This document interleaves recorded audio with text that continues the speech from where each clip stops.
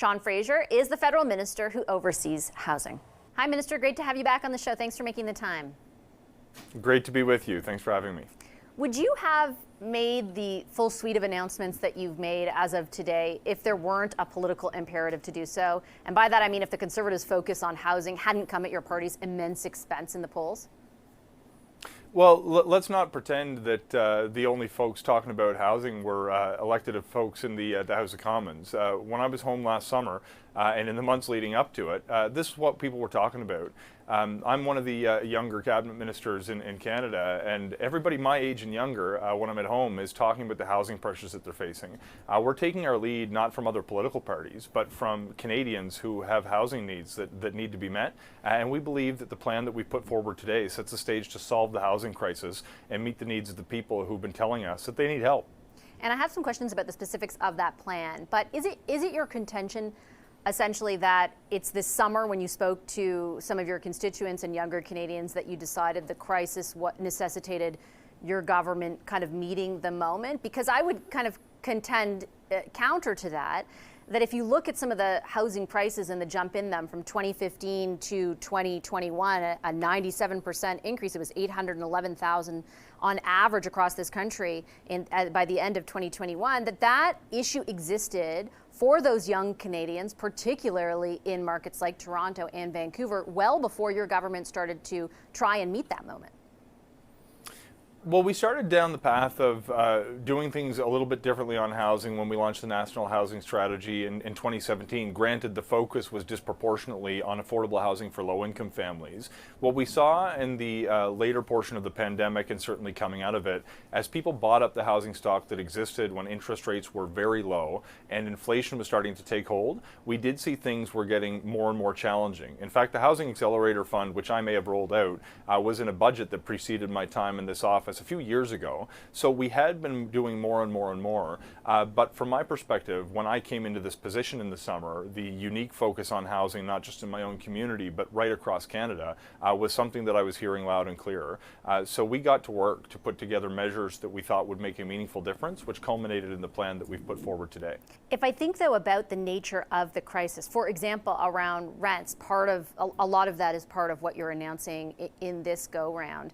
I mean, the CMHC was saying back in October of 2023 that the vacancy rate at 1.5% was down from 1.9% a full year earlier in 2022, which at the time had been the lowest vacancy rate in 2 decades. And the reason I ask about what the impetus or the imperative for your government to actually meet this moment, what it is about, and if it's political in nature, is because I think a lot of Canadians will be listening to this with great interest, hoping that your government will solve the very real problems that they're up against.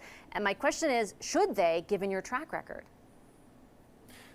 We're not asking for anybody to believe in a promise. We're asking them to believe in a plan.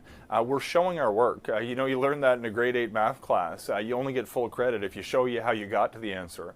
Today, we are putting forward a full and comprehensive set of policies that we believe is actually going to solve the housing crisis. It's going to help build more homes at a pace we've never built before. There's measures to directly help people that will make it easier to find a place to rent and to buy a home. And there's measures that are going to continue supporting people who can't afford a place to live. I hope people take a read of the plan that we put forward today, and more importantly, that they benefit from the policies that we implement going forward. But on those policies, for example, the one that offers low-cost loans in order to incentivize the building of new apartment units, that's an expansion, a top-up of a program that was first introduced in the housing policy you named back in 2017. So far, in the last 7 years, 11,000 units have been constructed and $18 billion loaned out. Is that, if people are to look at your work or show your work, is that really the evidence that should give them confidence that these other plans will work?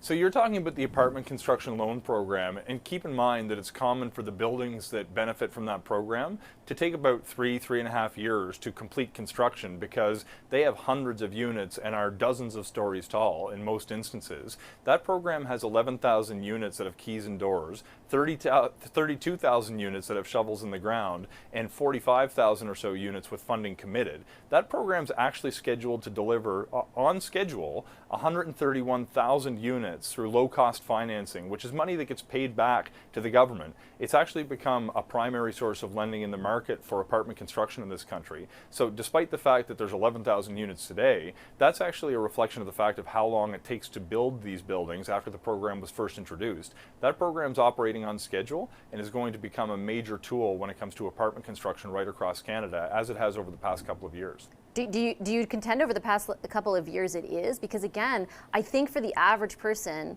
if they hear even 40,000 in 7 years, I mean, you're looking at a gap of 3.5 million additional units by 2030, according to the CMHC.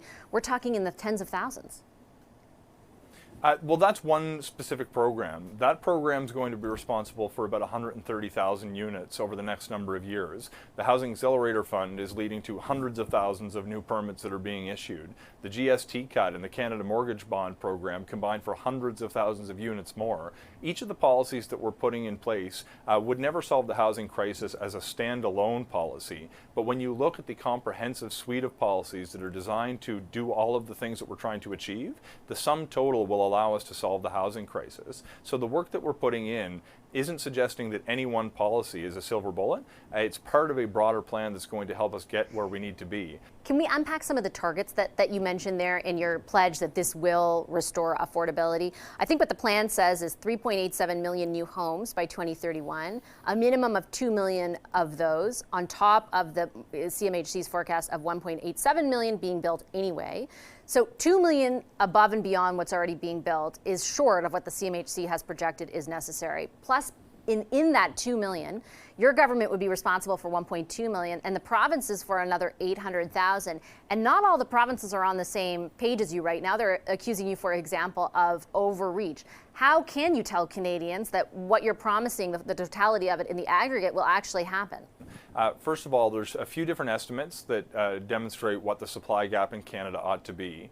The Parliamentary Budget Officer recently suggested we need to get to about 3.1.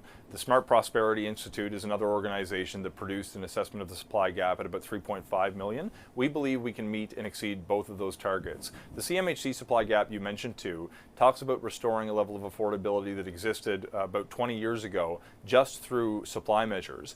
We think we can get between the Parliamentary Budget Officer's estimates, the Smart Prosperity Institutes, and CMHC's, but we also are relying on other measures to restore affordability. But you make an excellent point.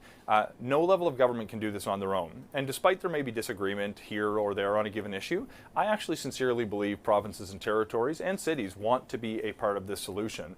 But we're not just asking provinces to step up. We're putting federal incentives on the table, backed by billions of dollars, for those most ambitious provinces who implement the reforms that we know will work.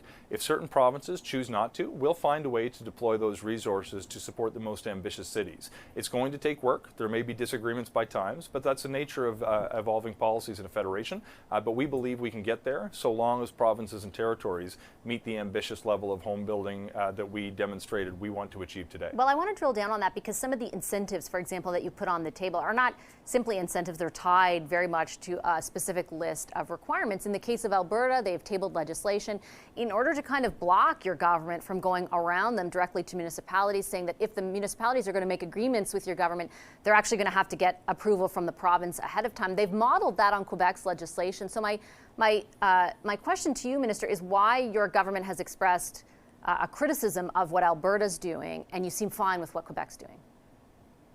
So in the case of Quebec, the most recent example is the Housing Accelerator Fund. That was actually an opportunity for us to reach an agreement that achieved a more ambitious level of investment because Quebec actually stepped up and matched our investment. We put $900 million on the table. Quebec doubled that and implemented a series of reforms that were going to make it easier to build homes. It may be the jurisdiction where we got the greatest return on investment. If we look at the other example that you mentioned in Alberta, we've put money on the table that resulted in precisely Alberta's population-based share in communities right across the province to accelerate the pace of home building, and we didn't see the provincial government match us. If they wanted to reach out and say we should have a province-by-province bargain, and we're going to match you and put measures in place that will accelerate home building, I'll take that call 7 days a week.